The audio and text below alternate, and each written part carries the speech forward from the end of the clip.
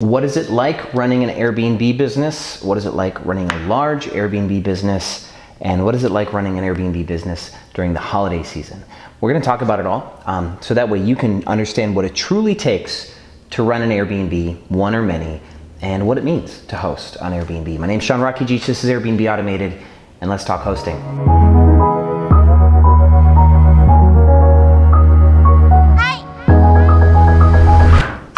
All right, welcome back, Airbnb family. Happy Thanksgiving to all of you in the States, and to those of you not in the States, happy Black Friday. If you're still shopping, because it's the day after. Sadly, I didn't get any turkey this year. We've been working a lot, but I did have dim sum for Thanksgiving.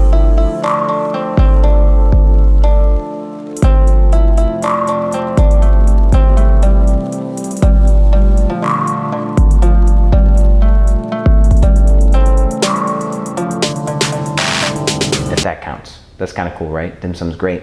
So I'm setting up furniture for this 40/50 apartment launch that we're still up to. We're adding about another door a day right now. And it, made me think about, the holiday season can be tough for Airbnb hosts. I'm doing this wrong, aren't I? Okay, let's grab this one. Because you're new to Airbnb. You build your business, you have a few units, you maybe have a housekeeper or two, and you show up to your first holiday season. And for those of you who are new hosts, I'm sure yesterday and today was fun, wasn't it? Yes, it was.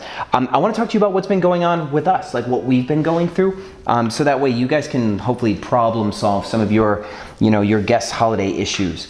So we have Airbnbs in 4 cities. I'm in Philadelphia right now. We are setting up, I think, 32 total properties here.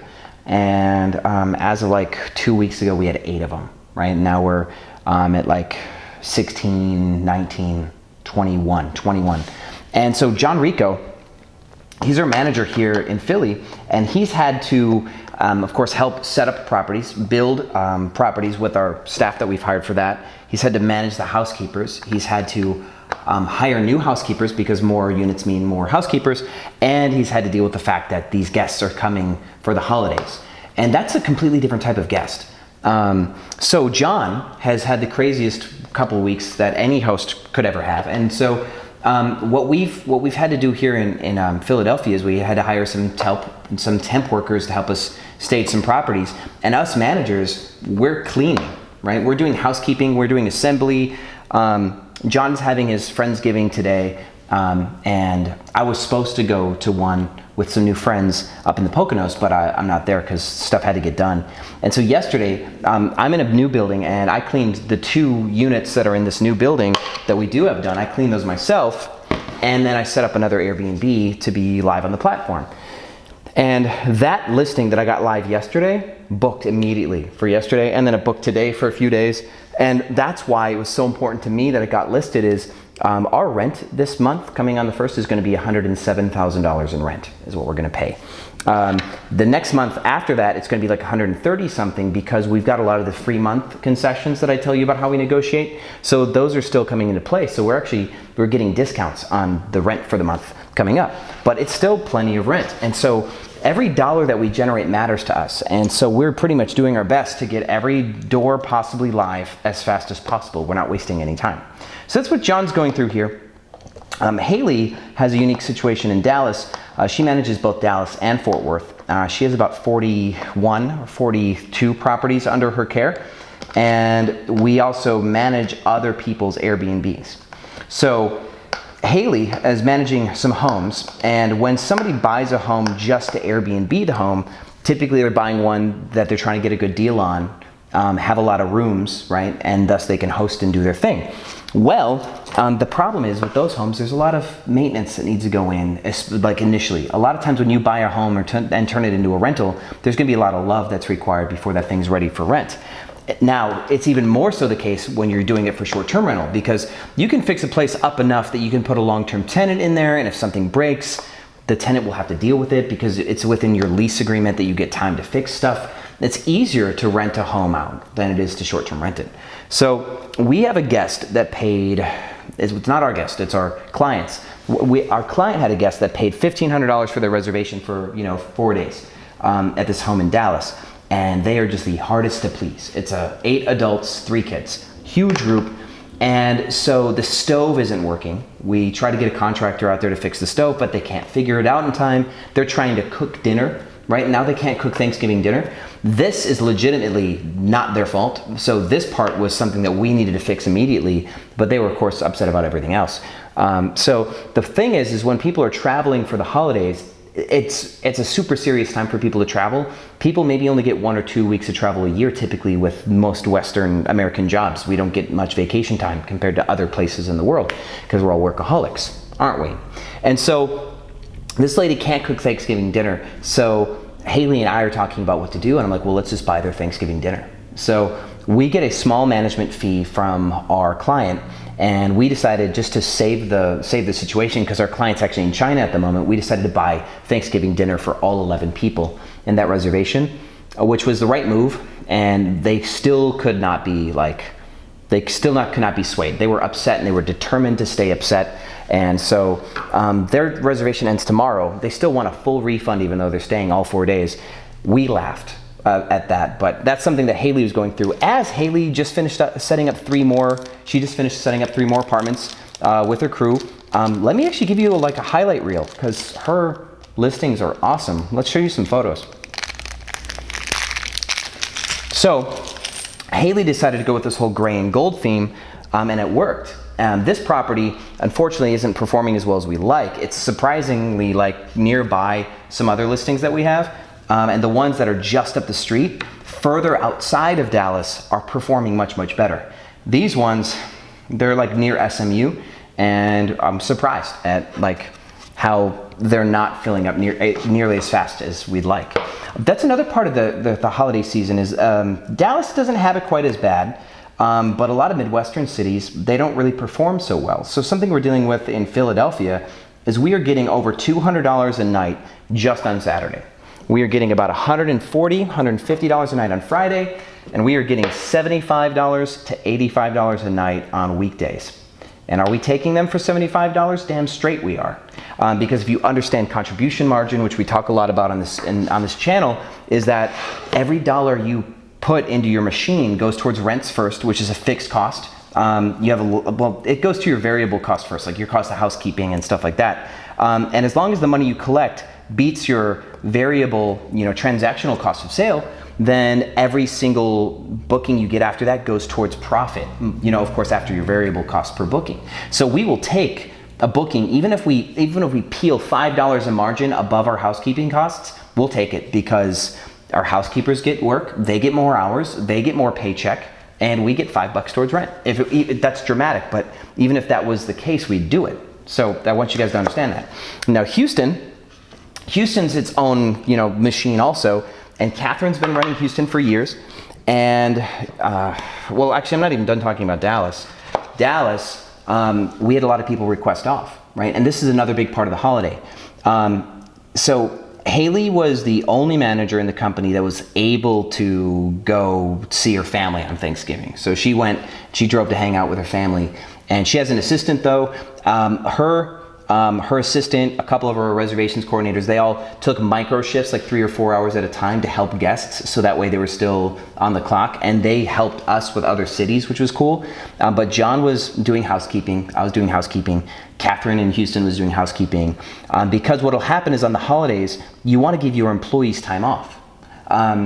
If you work your employees to the bone every day and they don't get holidays off ever, you're going to lose them. So situations like this, management takes the brunt of the load. And that's kind of the whole reason for this video, is because I felt like it was important for you guys to understand that if you're trying to build a business, you are trying to be a leader. You're trying to take on responsibility for something, for people who you're going to pay their paychecks. And if it's not worth working for you, you're not going to keep your people, your employees, your contractors, anything.